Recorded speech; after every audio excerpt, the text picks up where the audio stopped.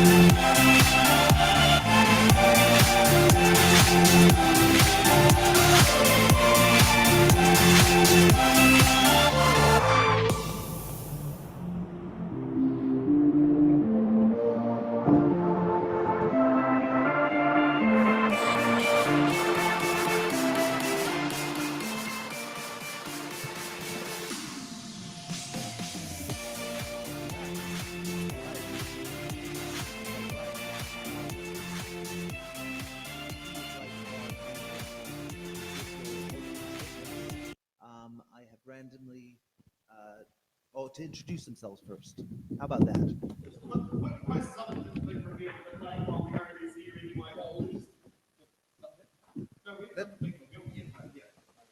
Posters up. Posters up. All right. Starting from closest to me. Poster down. My name's Murray Guy. Any more revealing? Not tonight, but thank you. Hi, I'm Stephen Wheeler. Good afternoon, Tauriko. My name is Marten Rozeboom. Good afternoon, everyone. This is a very recent photo of myself. Nice to be with you. Thank you very much. All right. We are going to start off with opening statements. I have randomly chosen a list here. So up first, you have 1 minute. Larry. Hi, everyone. Why I'm standing again for the Tauriko seats, after having been on council off and on for quite a few years, is because I really want to see our city keep moving forward. You'll see my sign up the back, and this is a flyer that I'll be sending out to you. It was the sign I used in 2019, moving forward. And then, of course, we had the debacle and the commissioners appointed. I want to say we need to keep moving forward. It's the most important thing. We cannot go backwards. We can't go back and try and overturn everything that's happened. Our city needs good people that will keep things moving forward. On the back of my flyer, you'll see all the things that I have been contributing to over the time I've been on council to get the facilities, the roads, everything, the housing that we need for our city. So please consider giving me your vote again. I can provide experience to a new council to keep us all working together. Thank you. Thank you, Larry. All right, next up, Murray. I was going to stand, but look, thanks very much. I'm Murray Guy. I was born and raised in Tauranga. My background is in the coach industry and the house and land development industry. So my psyche is about taking care of people. It's about asking you what you want to do, where you want to go. And my job is to provide you with the information, the background, and the options to bring about your goals. As far as the city goes in the past, My focus, I guess, is more about today, and it's about taking care of business for today. I have my grandchildren living with me, but my real focus is ensuring that whatever issues you have in Tauriko, or for that matter, the balance of Tauranga City, that's going to be my focus. I'm not about putting in infrastructure specifically for the benefit of those that are to come, I guess mainly because I believe they should be paying for it, and that probably should be their decision. So I'm about representing you, the resident, the ratepayer, predominantly for today. Common sense. Vote Murray Guy, Tauriko. Thank you, Murray. Next up, Stephen. Hi, I'm Stephen Wheeler. I'm standing for council. I've lived in Tauranga for 30 years and Tauriko for the last 5. I believe that council needs, I'm a self-employed accountant. I believe that the complex nature of council requires someone with more technical abilities than in the past, because understanding how the rates work and how council operates is one of the essential keys for understanding what you need. The city does need to go forward, but it doesn't need the growth at such a rate that it's so unaffordable to everybody. The vision, we have a clear vision now from the commissioners, but it's actually quite unaffordable. So therefore we need to be careful what we do, work out what of the 900 million projects sitting there need to go forward and what needs to be held in abeyance. But I am available I will listen to you and I will talk to you and I will do what you ask me to do and I will represent you wisely. So vote for me because I think it's time for change on the council. Thank you, Stephen. Lucky last, Murray. That's Marten. Sorry, Marten. Good afternoon, Tauriko. My name is Marten Rozeboom and I'm standing in the Tauriko ward at this current election. I was asked to stand, I was approached to stand, and I've accepted the challenge of running to serve you in the upcoming council election. This next election is very important. It is longer than the usual term, 4 years and 3 months. The incoming council has a lot to do to grow this city. I think the current focus is more focused around centre of town as opposed to the growth of the city and solving our housing and infrastructure issues. I have a background in engineering as a farmer, and if successful in this election, I'll work tirelessly to serve both the Tauriko ward and the Tauranga, greater area of Tauranga, and I look forward to the opportunity of representing you on the council. So Tauranga and the Tauriko ward, vote 1 for Marten Rozeboom. Thank you. Thank you very much. Okay, up next, we have our question box questions. Again, I have randomly made a list of the names, and this time it is Murray. If you'd like to choose a box. Number 1, mate. Number 1, wonderful. Butt in card.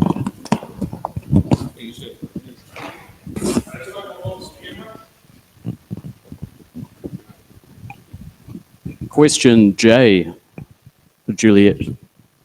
Do you, Marten, support the proposed CBD stadium? I totally reject the proposal for a new stadium on the domain. It's actually my vision, hopefully one day, when it might come to pass, that we actually develop the domain more as a green space. I know when my wife and I travel, one of the things we make a little beeline for is, for example, the Christchurch Gardens or the Hamilton Gardens, or be they further afield. So the benefit I see with gardens is that they certainly have a significant environmental benefit, don't they? But they also provide a service to the community 365 days a year. So we don't have suddenly 20,000 vehicles trying to find a park, but we do have every day it might be 5,000 or 1,000. So no, I don't see it also as being particularly logical. Our city is growing to the east and to the west. I think we have got opportunities to put a new stadium. So I'm not saying we shouldn't have one, but where logistically they are better placed. Thank you very much. All right, Marten. Good choice. 5, please. Very good, sir.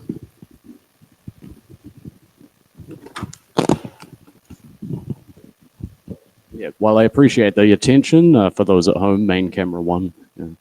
obviously address the room. No worries. G for Gordon. Yeah, I'm supposed to know this one. Given the well-established evidence globally and within New Zealand that congestion is increased when more and bigger roads are built, and also that congestion is bad for the economy, including wages, what policies would you support to improve the mobility of residents around Tauranga City? Well, the first part, I've got my doubts. I'm not entirely convinced that the established evidence suggests that congestion does. The biggest issue Tauranga has is a lot of its infrastructure is behind the eight ball. We are too slow in developing for the growth the city needs. We should have been building some of these roads 10 and 15 years ago. And while I agree that a lot of the current infrastructure spending has actually shifted the car park further down the road, we need to move faster to get this congestion problem solved. So the current infrastructure, like the Northern Link, I agree that I would put forward that's about 10 years too late. It will help move traffic faster towards Te Puna and Amakoroa. The upcoming expansion at the Tauriko will help move traffic quicker in and out of proposed residential developments. So I'm not entirely in favour of agreeing with that statement. It's just that we're doing everything too late. We're playing catch up, really. Good answer. Good answer. All right, Larry, you're up. 15, thank you.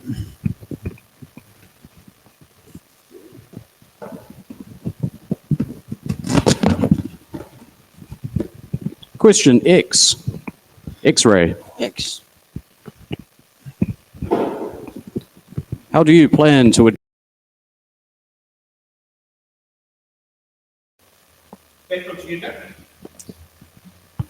We're back with It's in the Ballot. Sorry about that. We had some technical difficulties. That spiraled out of control. So anyway, let's not waste any more time. We are back with the question. Larry, Yep. that brilliant speech again.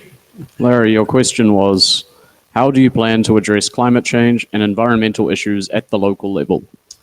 Well, the first level is our homes, ourselves, and how we behave.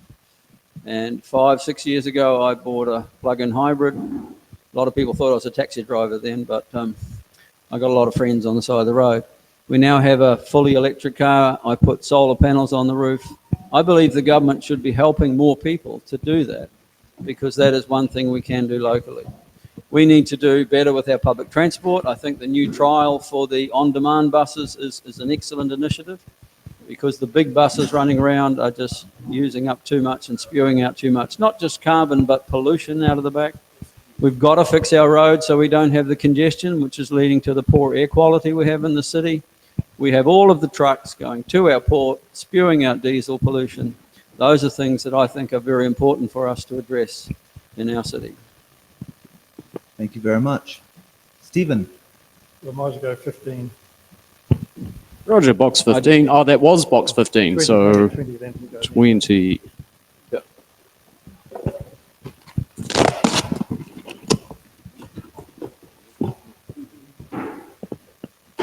Question Echo. International studies have shown that an active appreciation of a society's diversity boosts both positive well-being and economic growth. Some might argue Tauranga City has in the past overly represented a specific demographic. How would you ensure Tauranga City Council actively reflects our whole society? Right. Tauranga City does, I believe, actively reflect our society. It encourages both ethnic groups and non-ethnic groups to have their own festivities.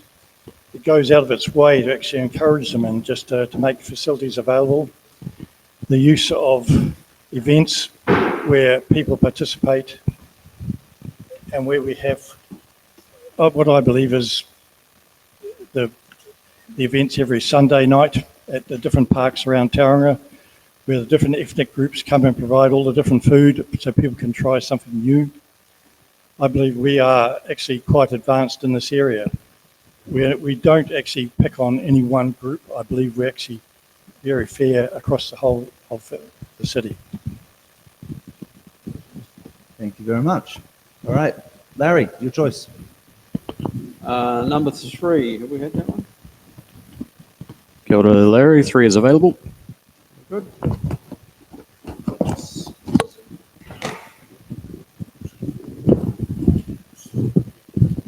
Question Alpha Bravo. How will you make sure that the needs and concerns of young people are a priority in your policy making? It's a very challenging one, that, because over the years that I've been on council, we've tried to have youth councils and find out ways to connect with young people and hear from them. And I think all those things are things we need to work on. But you have to have young people that are prepared to step up and get involved as well. And in this city, many young people go through high school, then go off to university. Fortunately, we have a university here now, so some of them are staying. But really, it's up to young people to get involved in voting too. In this election, if they want to be recognised and heard, there are some very good young candidates that are standing. And I think if they don't vote, they won't have people there that live in their world and can represent them. That is the most important thing about who's sitting around the table that has connections to youth that can represent their viewpoint, as it is to many other sectors of society. So my encouragement is young people, get out and vote this time. Couldn't agree with you more there. Stephen. Number 2. Box number 2, which I already opened accidentally.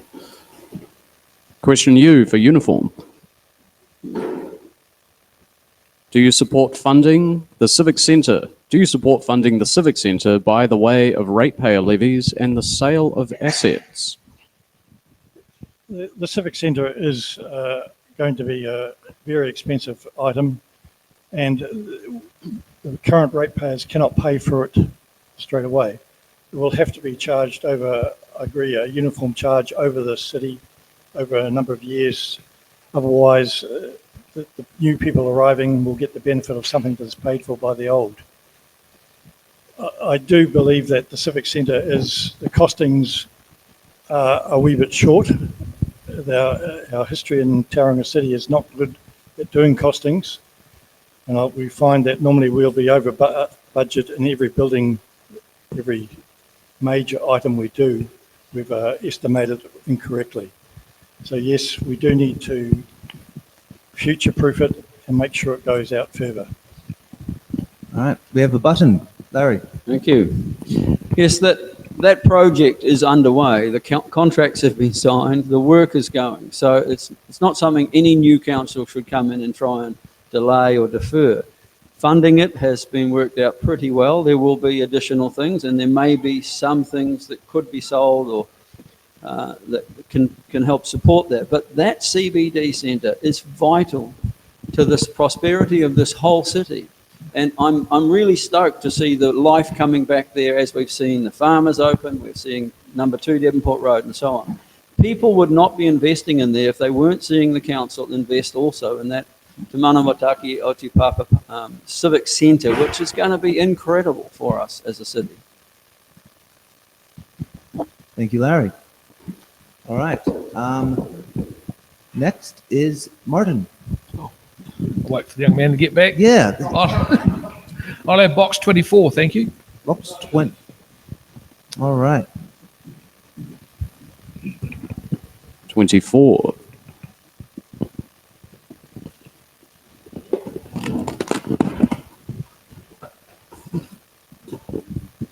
Q, Quebec. Queenstown.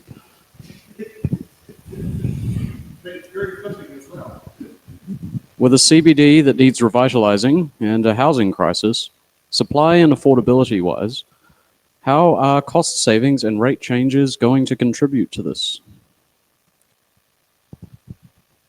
Well, first of all, I'm not entirely convinced that our entire city centre needed to be revitalised all in one hit. One project at a time over an affordable time frame. We are a city that is desperately short of housing. Last estimate I read was 5,000 houses currently short. With the anticipated population growth, we're going to be short another 5,000 homes by 2030. And if we don't start remedying this, we're going to have a serious issue around affordability of housing in Tauranga. The only way to have a cheaper house is to have more of them. We live in a beautiful city and people want to come here. We can't stop people from wanting to live here, so we have to provide them the opportunity to live and grow and develop in our beautiful city. Thank you very much. Murray, your choice. Number 4.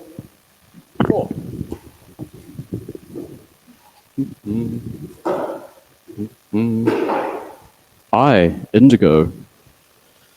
India. Everyone said, yeah. They both work. U for unicorn, right? Your question reads, are you prepared to support unpopular but necessary levels of rates increase in order to ensure the financial viability of the council, instead of voting for lower rates increases in the interest of your own re-election prospects at the expense of future councils being able to fund infrastructure, maintenance and upgrades? I can reread that if you need to bring it to. I don't have a problem with being unpopular because that's pretty much a permanent state for me, I guess, in some quarters. But no, look, I'm at the stage of life where we're giving back, and let's be honest, I'm not going to be contributing through the elected member process for too many more years, hopefully just another 4. Insofar as the financial viability and rate rises, personally, I believe there are significant savings to be had within the organisation. So before I was prepared to comment on whether or not I accepted, proposed rate increases, I would need to be assured that what we are spending today, we are getting good value for. Who sends their grandchildren or their wives? No, just stick with the grandchildren. Who sends their grandchildren to the shops with a blank check? Buy what you like, spend what you like. Who doesn't query their children on their return? What did you buy? Buy cigarettes, no more money. Thank you very much. So that's what it sounds like. Thank you. Yeah. All right.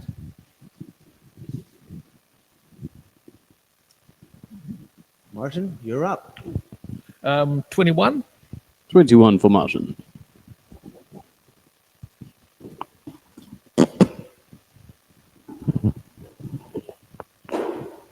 Whiskey. How do you plan to address the issue of affordable housing for young people and young families? Well, as for those of you who've been following the City Council website, this is one area where the council with us current commissioners have pushed very hard on. Plan changes to allow medium density housing around Tauranga, roading infrastructure to push Tauranga into new potential subdivision areas. Patmo East has its problems at the moment. There's not enough funding for the roading infrastructure, but the suburb potential is there. The Highway North is opening up opportunities in Tapuna and carrying on extension in Imakaroa. And of course, the recent developments at Keenan Road give opportunity for future development. But as I've already stated, all these things are too late. They should have been done 10 odd years ago, but they are there. The houses are coming. All right, we have a button. Just further to that, one of my frustrations with Tauranga City as a council has been we have in our city what's called, well, it used to be called a building impact fee. One of the very few councils in New Zealand that imposes a fee on the young person or the older person that is building a new home. Now, I just saw, I think just recently, $40,000 to $50,000 is the proposed approximate amount for the individual building a new home. So before you even pour the foundations and buy the land, when you apply to build your new home, you're struck with building fees. It might be $7,000, it might be 10, but on top of that, 40 or 50. So it does intrigue me why we continue to, in my opinion, subsidize the developers, because that's what we're doing. This fee of $40,000 or $50,000 is about meeting the cost of growth. Those new amenities that we're going to need for the new people. So personally, I would prefer it was included in the development impact fee, because as a previous developer buying greenfields, I would deduct the cost of that fee from the greenfield seller. Oh, and another button, Larry. Yeah, I think it's important to point out that in 2020, they introduced new infrastructure funding and financing models, which Tauranga City Council has been the first to use, so that we can shift that burden of costs from those building impact fees and the developer contribution levies and spread it more over the generation of the people who'll come in, providing all of that extra infrastructure to open up housing, which is super expensive. Can't all be laid on the cost of the section or the cost of the house, as has been pointed out. It's got to be spread further, 30, 50 years into the future, so that places like the Tauriko West development with 4,000 houses can come onto the market at a reasonably affordable rate. Also, the intensification down at the city centre has to happen. There's supposed to be 4,000 people living there if you compare with Auckland's inner city. And if we don't invest in that city centre to encourage people to live there in apartments, we won't see that suburb grow either. Thank you very much. Okay, Murray, you're up again. 5. Got it. 5 is gone. Next is 6. Negative on 5. 6. Sweet as. Just keep it going.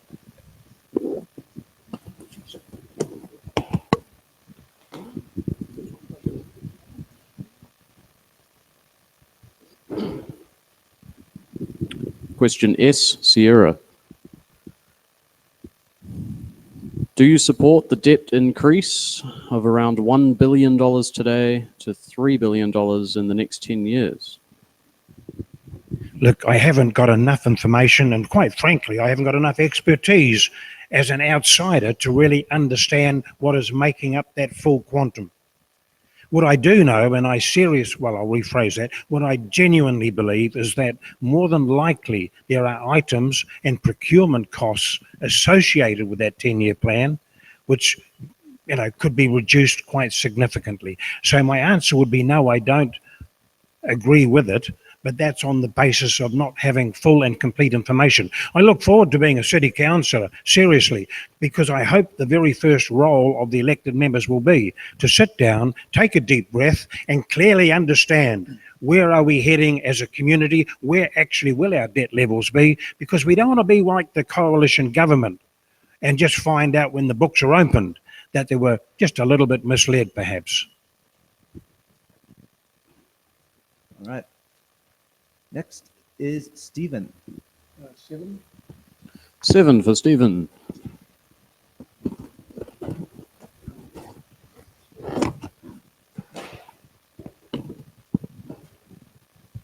Question K is Kilo. Do you support a museum for Tauranga City? That's a good question. Do we need a museum for Tauranga City? A lot of people say yes, but once again, it's the cost and where do you place a museum? We're talking about revitalising the city, but you've got to have a place to put it where people can get to it. And when you look at people going to a museum, how are they, young or are they old? Majority of Tauranga people do not go to museums. And I wonder if this is more a long-term plan rather than a short-term. Thank you very much. Larry. Number 21, please. 21 is gone. Oh, gone. Sorry. 25. 25.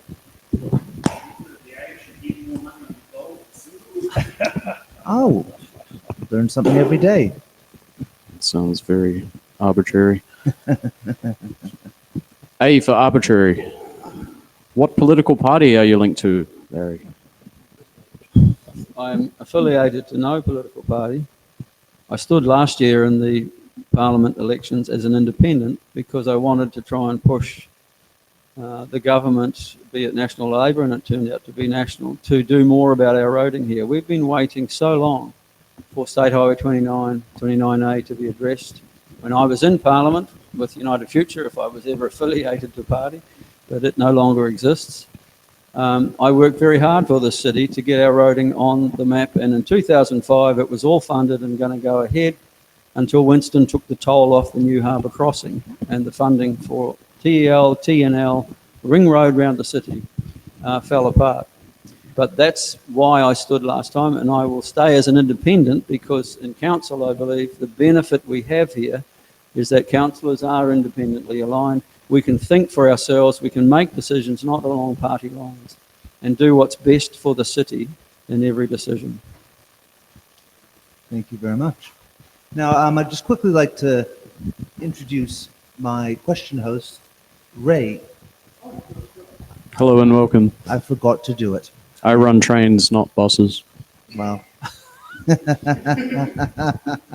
Rail replacement is can be a nightmare. So anyway, thank you, Ray. And Thank you. we'll move on to the next round. Stephen, you're first. Number 3. 3 is gone. Lowest is 8. Yeah, that'll do fine. Looks like a 3 in a mirror. Yeah. Question T, Tango. Do you support the planned, brace yourself, do you support the planned 164% increase in rates over the next 10 years? Having read the long-term plan, I'm not sure where the 164% comes from, because it doesn't quite add up to what's in the books. We had some fact checking the other night, but please So- continue. Yeah,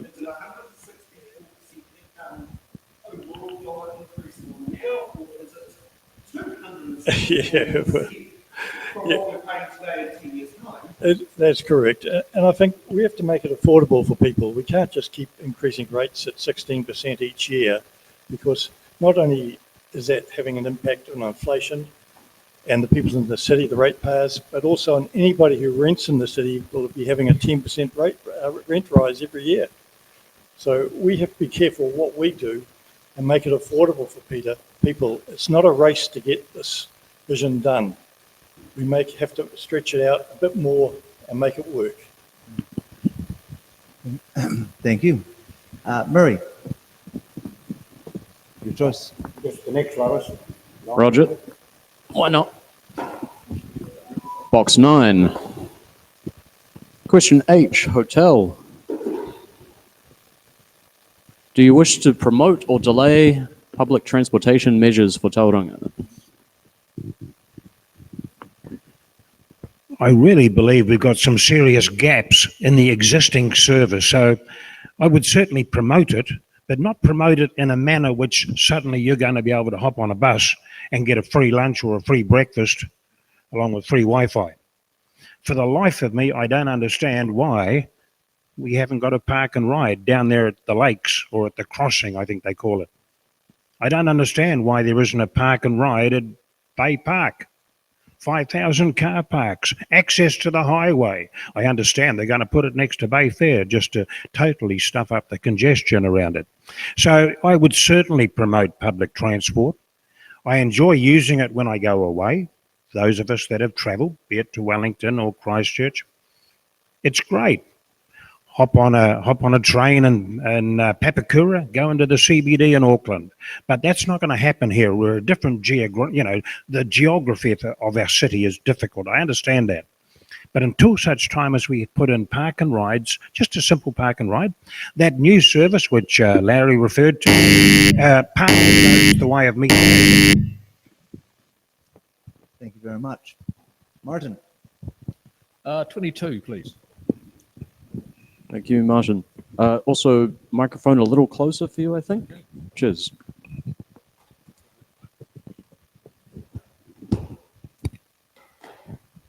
AA, Alpha Alpha.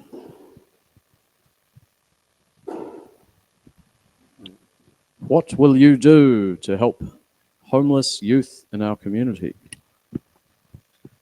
Very challenging question, and it's not one that's entirely the responsibility of council. This is a central government and all its agencies, health, housing.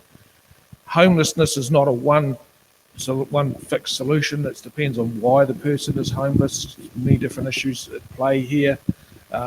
Pulling out of society, drug, alcohol abuse issues. There's lots of different things why people become homeless, and it's engaging with them. It's engaging with each person. Each one is an individual case. Each person has their own uniqueness. They may have just withdrawn from society completely. They may not have a wish to re-engage with society, so just providing them with simple amenities where they can possibly get a meal, have a shower, get a little bit of dignity back in their life. It is a slow process. It is not simple. I would support anything, any measure, any program that helps young people back to be a productive, contributing member in our society. Good answer. Good answer. All right.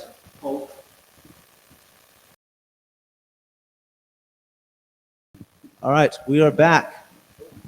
All Go right, fast. we're back. Hello? Okay, so let's continue where we left off. Larry, you're up. Number 12, please. That hasn't I have a been box number 12 for you, Larry. V. Victor. Auckland Council has recently shifted to taking away recycling bins of people who mix in general waste with their recycling. Should Tauranga consider doing the same thing? I was hoping I'd get this question. I mean, I think we have more intelligent people here in Tauranga. Why would you take away the bin in Auckland? What are they going to do? They're going to stick it all in the rubbish bin. There should be a fine imposed if you consistently don't recycle properly. We have the best recycling system in the country. I don't know if you know, but it was on TV. Tauranga did it well, and it's working well. It's diverting so much food waste to a worm farm and other places. It's a great system. So it requires people to act responsibly. And if the people collecting it and they watch, they've got cameras, they see what comes out of those bins, we need to make a penalty for those if they consistently just mix it all up and put it out there. It's a service we are proud of, I think, in the city. Many people opposed it. Many councillors were wanting to vote against it, but we got it through, I think, on a 6-5 vote. And I'm very proud that we have that system operating in our city. Hey, we have a button. Right. And we have another button. We actually do have a system in Tauranga that council do go around and check the bins. They do. Just to keep Larry up to date. So they do go through and check them and put stickers on them just to make sure that people understand what they're supposed to be doing and trying to educate them. That's why they put out the brochures in the mail or in the Sun Live, what you should be putting in the bins. Tauranga is way ahead of the rest of the country. And it's great to see that the people in the city have responded so well to it. And I believe they're going to keep pushing it and being more careful with the numbers they put in those bins. I just want to add to that. It's been many years since I've been to Bay of Plenty, and I had forgotten. I have heard that your recycling and rubbish system was very good, and I think my older half sisters used to live here with their whānau. You really have organic and food waste diverted to worm farms here, like at a council level? Yeah. Definitely have green bins, special green.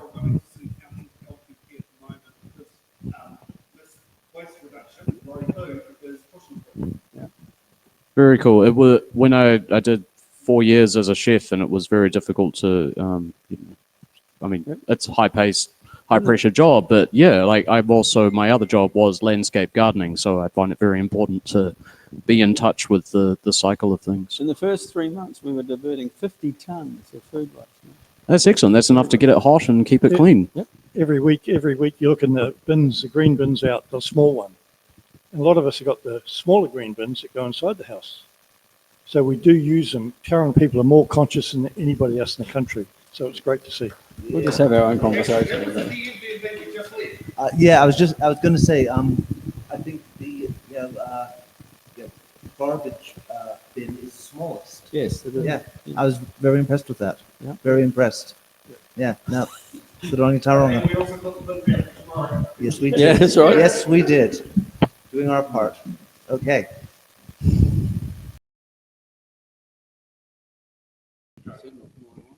Welcome back. And hopefully I'll be saying that for the last time tonight. All right. We're going to continue where we left off. We'll have two more questions before going straight to our hard-hitting questions. All right. Could we choose our questions? Okay, so we were up to Murray. Just the next lowest number, buddy. Very good, sir. They're all good questions. Box 10. Question F, Foxtrot. Yes or no? Do you support the establishment of Māori wards? Do you support the Treaty of Waitangi? Why? Got a feeling I don't know which card to use on this one, Larry. Back in 2006, I was advocating that the City Council investigate the Maori wards. Just by the by, didn't get the support. I did get support from one elected member. So I have a real frustration. I don't have a problem per se with the Maori ward. A Maori ward is about representing a grouping. Now, for the case of here, Tauriko, for example, it's a geographical interest in common. With the Maori ward, it's obviously a Maori interest. So that's what wards are about. I don't particularly have a problem. Where I do have a problem with the authorities and those who have promoted and initiated the Maori ward is that there doesn't seem to be a desire to really take the community with them, to really help the community understand what are the issues, what are the options. Now, we're told that Maori wards are to to create that input, to give us a better Maori view when we are making decisions for our community.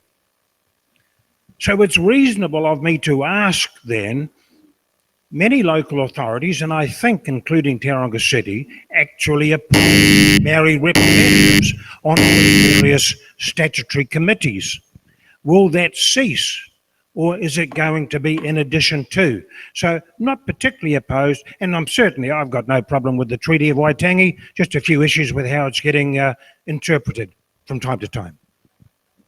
Fair call, fair call. All right. And just generating, and again, Murray. Oh. How come? We'll go the highest number, eh? Next number.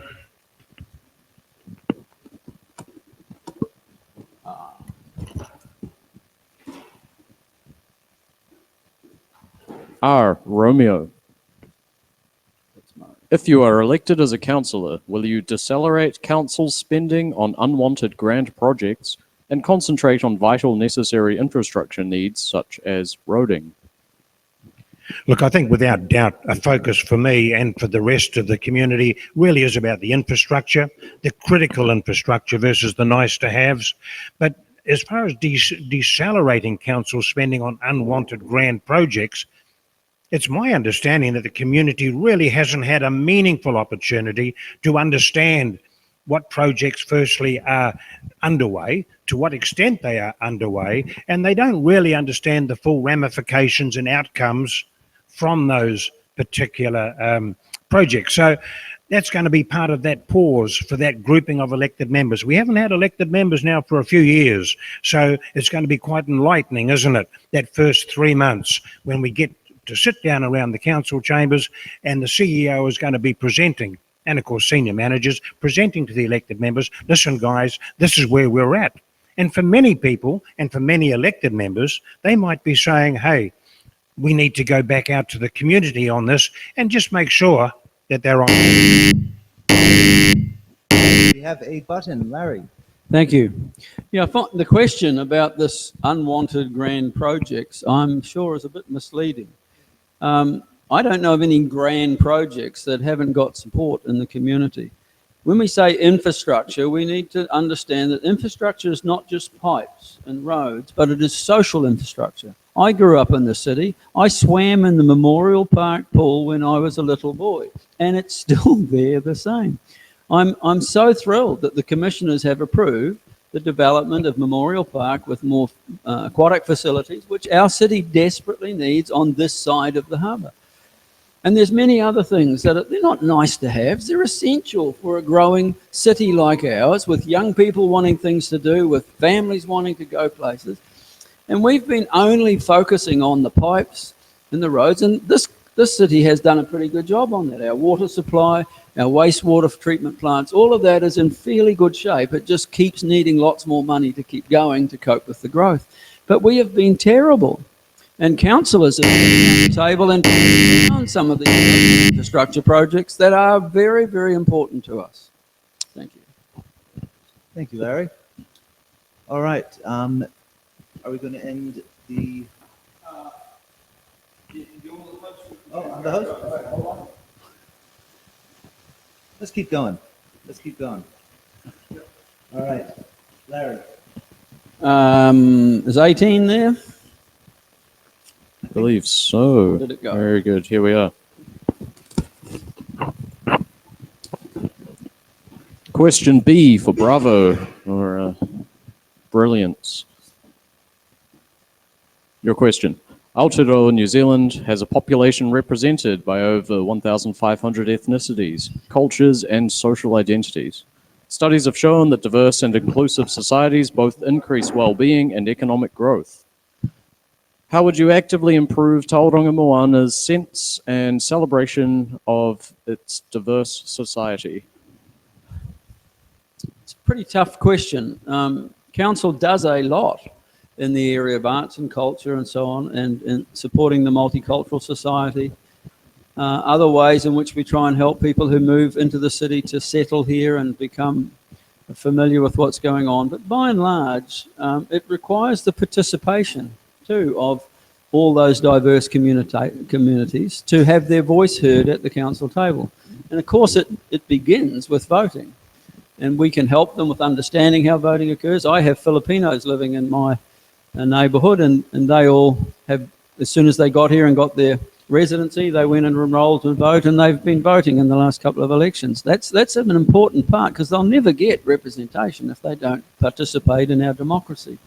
I'm not quite sure how much more the Tauranga City Council could do to help improve this. It's a vital thing. Everyone should feel welcome. Everybody should feel this is their new home. And the diversity of our communities is part of life, and people have very different ideas. We need to have harmony in all of that. But I'm not sure that there's a specific thing we could do. Thank you. Stephen. 13. Lucky number 13.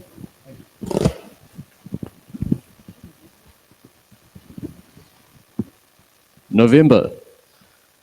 What are the 3 top issues you believe constituents in Tauriko face, specifically about the ward area, not CBD issues, commissioner issues, etc.? How would you solve these issues? The first major one for me is the transport issue, especially around Tauriko, with all the business in the lakes. There's a major eroding block there, and until the council, until the road comes through from State Highway down the back, I think the issue will continue. I don't know what we can do in the short term until that road is put through. Then we will see a change in the way traffic is actually progressed. I don't think in Tauriko we have too many major issues. That's what the problem is. That's why nobody turns up to these meetings. We have in Tauriko have a targeted rate. So everything we have done, we're a newer suburb. That is an issue to a lot of people because we see council trucks around every day, or city care trucks, as I should say, and every bit of grass is mowed about 5 times. So that is probably the only issue we have. We are very fortunate that we're blessed with cycleways. Sounds like you guys are looking to represent a very good ward. Yeah. Issue 3. Yep. Well, it's a very diverse one. Yeah. Seriously, Windermere.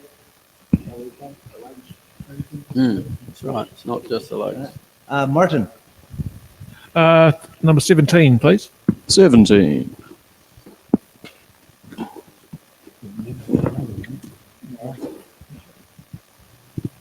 D for Delta, your question. Preamble first. The most vibrant and successful cities on Earth have grown societally and economically in part through abandoning concepts of homogeneous societies and embracing the diversity of our populations. Aotearoa, New Zealand is a population represented by over 1,500 ethnicities, cultures, and social identities. How would you grow Tauranga Moana through actively celebrating all people who call our city home? This question appears to be a double up. Your choice on answering. Yeah, it's a slight variation in wording from another question. Growing Tauranga is not a challenge for Tauranga at the moment. It's dealing with the growth we already have. We already have a very diverse community and it's well represented, and that diversity continues to be attracted to Tauranga because we're very good at accommodating a very diverse community. Tauranga has its biggest issue is providing spaces and places for all these different community groups to show off their value to our community. That's the council's, one of the council's issues, is giving all these different diverse communities a place in which they can show the rest of us the value that they've added to us just by them being in Tauranga. And I value this very diverse community and the various communities around Tauranga because they've added so much to our community. Thank you. I just wanted to ask if anyone here knew. I read an article in the Post recently which cited the percentages of, how much cities have grown from last census. Yeah. Does anyone know how much Tauranga's? I think it was 10 plus. I think it's the fastest. It was the fastest growing in the last census period. Yep. We're now not. Hamilton is growing faster than us, but in between census periods we were. And I think it was 10 point something rather. That is impressive. Mm. That is Oh, really yeah. impressive. That's over 3 years, you see, or whatever Yeah, the census was. Because this is what's adding to all our housing issues. Yep. You grow when we haven't got the houses to provide for people. Yeah. All right. We are going to move on to hard-hitting questions.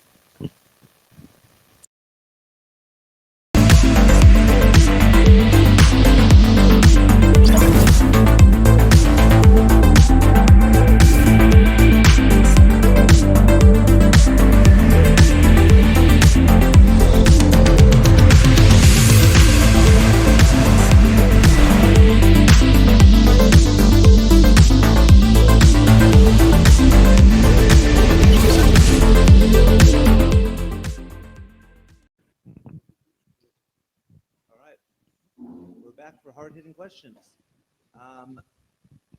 First hard-hitting question. Do you support the Tauranga City Council's long-term plan 24 to 34? And this time, Stephen. It's essential that we have a long-term plan for the city. How it's made up is going to be as a councillor, once you get in, you're going to have to spend a lot of time going through each of the years to see how it is made up. We have to support it because that's the way we're going to grow. We need to have a plan ahead. We need to have a vision for the future. So therefore, I believe we must continue in this vein and just make sure that we are totally aware of what is in each year. At the moment, we're in the dark about a lot of things. And we need to make sure that we can get inside with the staff and the CEO and go forward. Thank you. Martin. Yeah, in its current format, I'm not entirely agreed with the 10-year plan. I believe a lot of the council staff, their briefing around the 10-year plan and what to put in the 10-year plan was flawed. The current commissioners were well aware that if elected, the National New Zealand First Coalition would change Three Waters and return it to the councils, and yet they pushed ahead with a plan that did not allow for that. Spoken to a couple of MPs, were approached to lobby Timmy and Brown to postpone the signing of the 10-year plan until after the new council was elected. That was rejected. So in reality, you could say it was semi-rushed, as other councils around the country had the opportunity to delay slightly to reintegrate the water infrastructure spending into their plan. The major loss in our 10-year plan as a result of this is to actual roading infrastructure. None of the CBD developments lost any funding in our 10-year plan, and I was disappointed with that. Thank you. Larry. Yeah, a 10-year plan is essential, and I think I would fully support the current one we have, but we need to understand that it isn't actually a full 10-year plan because you review it every 3 years. You have a new 10-year plan. getting anything done in the city it's first of all begins with getting it into the 10-year plan, and then each time, even annually, you can revise and do changes, but every 3 years you have to do a new 10-year plan. So it's more like a 3-year plan with other things out there to the 10 years. And you do have to have it because you've got to keep planning towards those things. Otherwise, you'll never get there on time. Nothing happens fast in central government or in local government. And I think with regard to the three waters and so on, I think our city has had very good planning for that because we know we're a fast-growing city. The debacle over the three waters, and I'm not sure either if the old option or the new option is going to be the right one. We have to keep going with providing clean water, safe water and so on for our community and funding that as best we can until alternatives come forward. Time will tell sometimes. Time will tell. All right, Murray. Of course, we need a 10-year plan. It would be irresponsible not to have some idea of where you're heading. I also share the frustration or the disappointment that perhaps the commissioners didn't choose to allow the incoming governance, the democratically elected governance, to carry out that period of consultation and communication with the community and to sort of just better tease out and understand the 10-year plan. But that aside, it is there, and as has been mentioned, it can be revisited at any time. And a city is no different to our tourism business when we're on a journey. We know we think we want to go somewhere, but let's just keep an open mind. Let's keep communicating with our passengers. And it may be from time to time, a voice from the back says, can we stop? I would like to go here or I would like to go there. And I think as a good council, democracy would say, we listen, we're flexible, and we need to adapt with the time. Oh, very good. Oh, we cannot butt in on hard-hitting questions. Who wanted to butt in? All right. We're now going to go to our second hard-hitting question. Do you support removing the race course for building more housing or a new hospital? And first up, Martin. Basically, I'm a no. Large and growing cities need large open green spaces. I admit this one's full of a golf course and a race course, but the race course is multi-use. It is regularly used for markets, for other equestrian events, for other community-based events. Use the racecourse and its facility, and it gives other groups an opportunity to use a large green space to do whatever function they choose to do. I'm definitely opposed to any sort of a new hospital there. We already have one that the government cannot fully staff anyway. If we do look at a hospital situation, it needs to be further out to meet the growing needs of where the city's going to grow to, not where we are now. It needs to be prepared or placed so it meets growth in the future. But no, I'm fully supportive of the racecourse, the current green space, and it can stay exactly where it is. Thank you. Stephen. I too believe we need to keep that green space. It may change in the future. It may no longer be a racecourse in the long term, but we need to keep it because the young people want to see the green spaces in our city. As for the hospital, I believe the reason the hospital was put there because it's central to the city and it's central to everybody getting access to the hospital in a timely manner. The hospital actually has plenty of room out the back, a lot of low buildings everywhere on site, and there's plenty of room still to develop the hospital, plus the land below the car park below is still available to develop. But that is a government decision when they will fund it. The hospital should stay where it is because it's not earthquake risk. It's actually in a good condition. Let's be smart about what money is spent on, but the green space must stay. Thank you. All right, Murray. Look, totally opposed. In fact, I was blown away when it even came up as an issue for the Tauranga community. Just couldn't believe it. I don't go to the races. I don't play golf. And my only frustration with the race course is I wish to heck they'd take that hedge down so that I could have a greater overview of the green space and the golf course. It just beggars belief. Now, directly adjacent the golf course, which they were talking about putting houses on, we have Greaton South. Now, much of Greaton South, of course, was built in the 50s and in the 60s. It's getting near its use-by date, and much of it has been intensified, but only with 2 or 3 properties on a site. So there's clear opportunities within the existing as-built areas to intensify. But for the local authority to actually suggest putting houses on that critical green space, for me, just beggars belief. As far as the hospital goes, I'd certainly like to see a little bit more of the satellite services done. They just opened a new facility in Greaton. It could be something on Kennedy Road and elsewhere, providing health services. Thank you, Murray. Larry. Well, in regard to the hospital, it should stay where it is. If we need another hospital, which is coming very soon, it should be out in the east to service the population out there.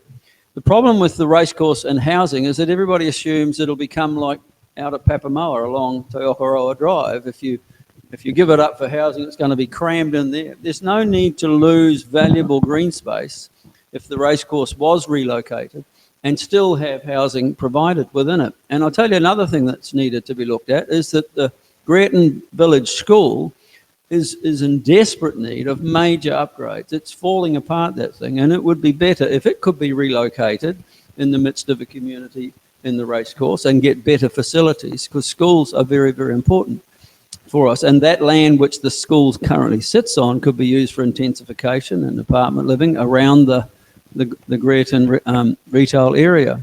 So we should keep looking at it. We should keep investigating it. Racecourses could be between here and Rotorua, and they can serve the purpose of both locations. Thank you very much. All right. That one, eh? Hard-hitting question number 3. How will you restore confidence with the ratepayers in this city? And randomized list, Stephen. It's not going to be easy because the ratepayers don't have any confidence in our last lot of councillors.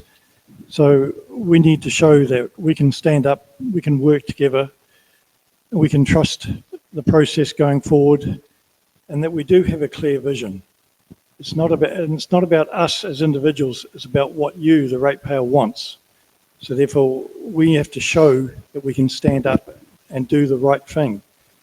I guess it's going to take time. It's not going to happen overnight. So as a councillor, if you're elected, you'll have to prove, because each session is videoed. So therefore, you will have to show that you can abide by your word and listen to what people are saying and then make decisions. Thank you, Stephen. Martin.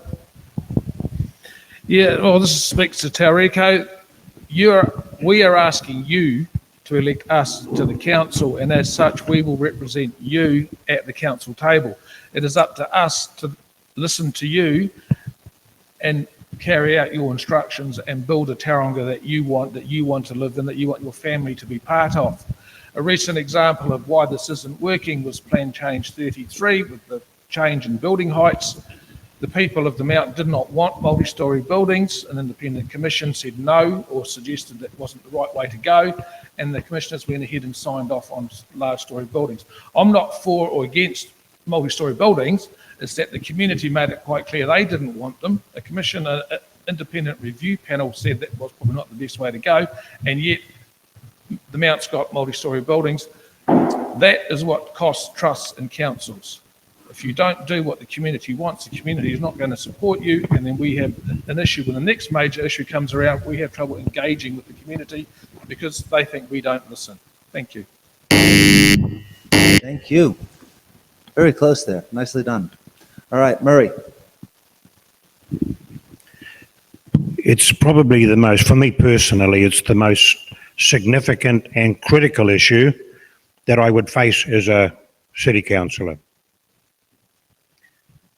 If you've got the trust and respect of those whom you are leading or taking with you, then the chances are your journey is going to be that much easier. if your passengers, I'm hopping back to the buses, but if your passengers are feeling at ease, if they don't really feel that you know what you are doing or you don't give a damn, then the journey isn't going to be good for any party. So I think part of the pause on being elected is going to be addressing that very issue, the most critical issue. And it goes way beyond the former. The makeup of the last Council 219, I didn't see it myself as being particularly different to any other makeup that I've observed for the most part. There was a critical difference in terms of how the mayoralty was handled, but that's a personal issue. That's the biggest issue. Get them to trust you. Pause. Take time. Thank you, Murray. Larry? If I'm elected to represent Tauriko Ward, I will do my best to restore that confidence by working hard, by making decisions all the time for the best interests of the city. I do not believe that as many people in the city have lost confidence as what we sometimes say. The commissioners are appreciated by a majority of people in the city for the things they've accomplished. I think there were some councillors in the last council, when all of their emails and texts were revealed, people were very shocked at the things that they were doing and the behaviour they had. That has to be gone.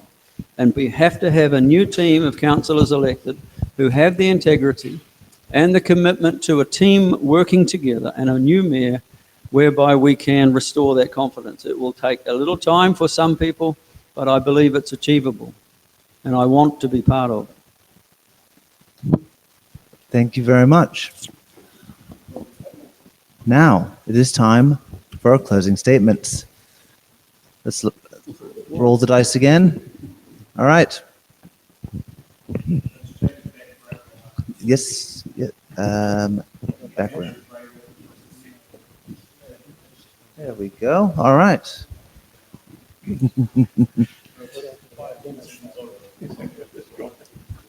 All right.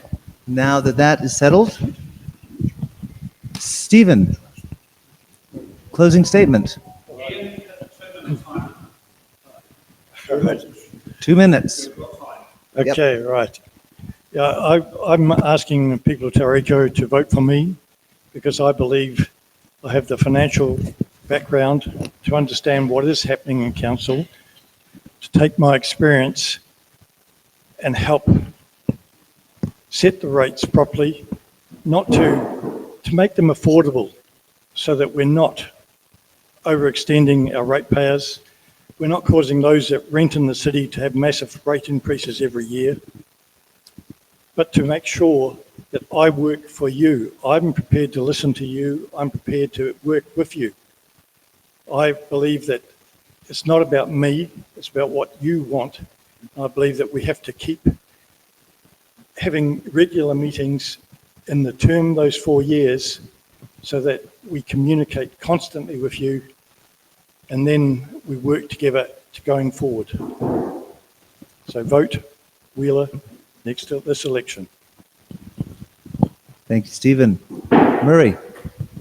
Sorry? Murray, you're up.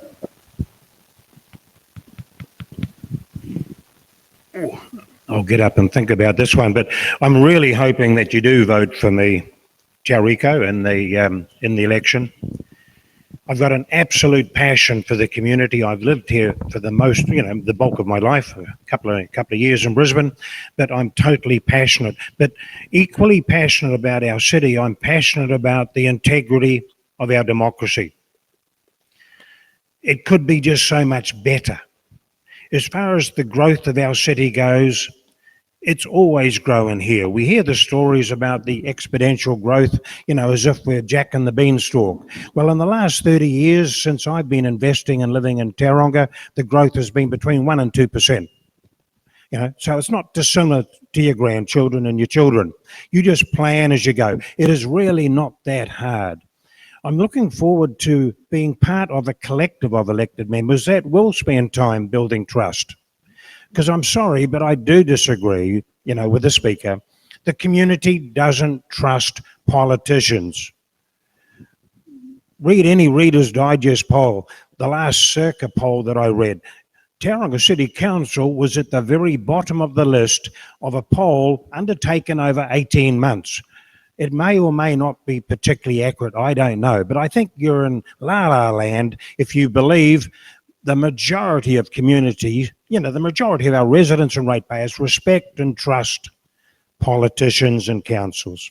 So for whatever reason, good or bad, we really need to work hard at that. So I look forward to the opportunity on being elected of pushing the pause button and looking at ways in which we can, with a real passion, with real integrity, how can we apply meaningful, inclusive democracy to our city? Vote Murray Guy, number 1. Thank you. Thank you, Murray. What are you chuckling for? All right, Martin, you're up. Yes, Tauriko, I'm asking you to vote Marten Rozeboom, vote 1 for me at this upcoming election. This next election has a few firsts about it. The Tauriko and Tauranga as a whole return to democracy. The term is a little over 4 years, so we get to trial something for the first time. There's a lot that this city is capable of, and through my time and life in Tauranga, we have never really achieved our full potential. We play host to the largest import-export port in this country, and we live off that. Our industry grows off it. The recent growth in the Tauriko Business District is an example of the growth potential that this city has.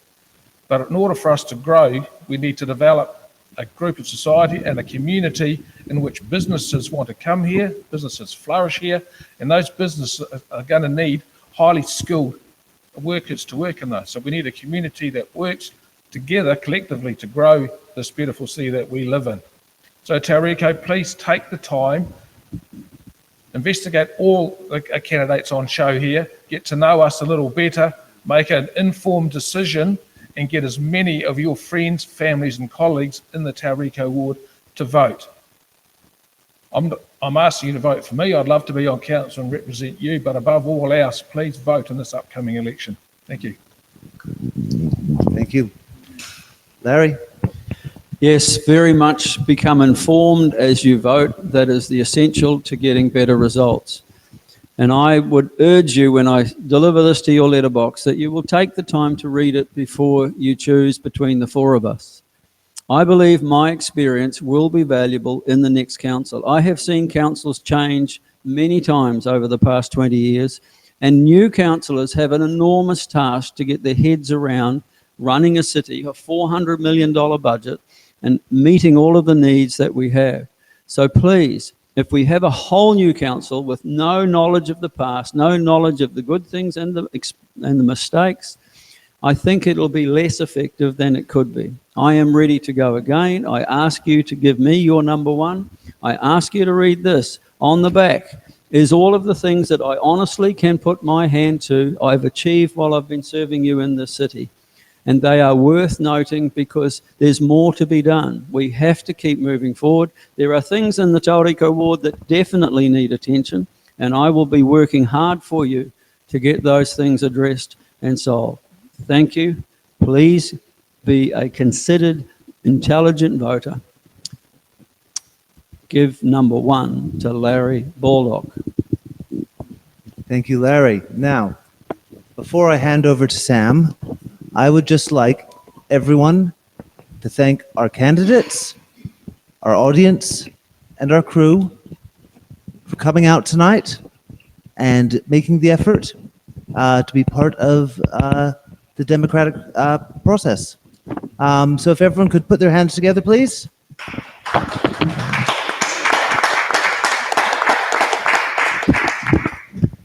You may have noticed from other shows, if you've been following, the lack of applause, and that is in no way reflected in our candidates and what they have had to say. It is due to me, the hype man, not being able to do my traditional role. But other than that, I think we've had a great show, and I will pass you over to Sam. Oh, you're making this very quick. You still got the keys until 6 o'clock, though. I know.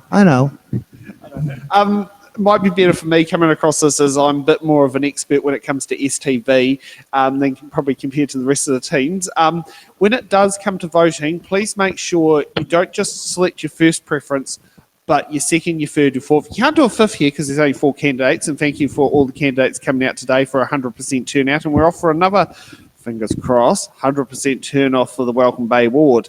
So so this election is going to be decided by second and third preference votes, and whoever is going to be the final councillor to represent the Tauriko ward will have to achieve, on the last iteration, at least 50% of the vote plus 1. So when it comes out to voting, make sure it's that point there. You've got 4 brilliant candidates here who put their feet to the fire and sit, so you can sit down there, guess what it is. And should we just say, I'm glad I'm not voting in this ward because otherwise it'll be very difficult for me to sit there and decide because I can't just sit there and put one equal down on there. Now, cheeky question. I'm a barista by trade. Can you please tell me what type of coffee you would purchase if you went to, say, your local favourite coffee retailer, or you turned up to Being Here at the Newtown Market on Saturday Market in the Rongotai electorate in Wellington, the only electorate in the country that has 2 airports in it? Microphones. Microphone. Is your vote because I drink Avalanche sugar-free coffees. We have boxes and boxes of them in our pantry, cappuccinos, caramel lattes, and so on. And they really meet my taste buds, and they keep me sugar-free. I respect that decision. When I'm at home, I am a bit partial to that too. My coffee drink, cappuccino with cinnamon is my preferred, and quite large at that. Oh, you'll love the Bean Here Bean Giant with a quad shot of coffee that's in a 16-ounce cup. Definitely a flat white double shot, please. No sugar. I like that tradition. Keep away from the sugar. I'll have a beer, thanks, mate. I'm sorry, I don't have a liquor license. So yeah, I thought I'd sit there and get that. That's the personal twist on there. And yeah, as you can gather, this is who's paying the bills. Yeah.